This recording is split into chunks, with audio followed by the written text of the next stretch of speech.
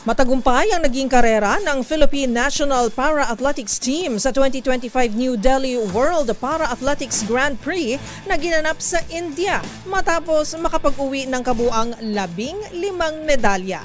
Kilalanin ang mga nagbigay ng karangalan sa bansa sa report ni Millie Borja. Naging matagumpay ang pagsabak ng Pilipinas sa 2025 New Delhi World para sa Athletics Grand Prix na ginanap sa India matapos makapag-uwi ang Philippine National Para-Athletics Team ng kabuang 15 medals.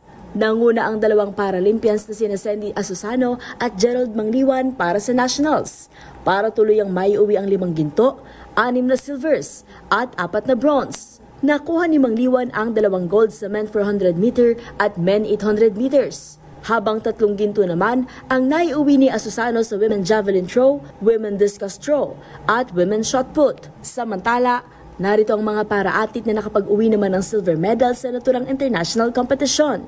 Habang narito naman ang mga nakasungkit ng bronze. At yan ang mga latest updates sa mundo ng sports. Para sa MBC TV Network News, ito si Millie Borja ng DZRH TV, una sa Pilipinas, una sa Pilipino.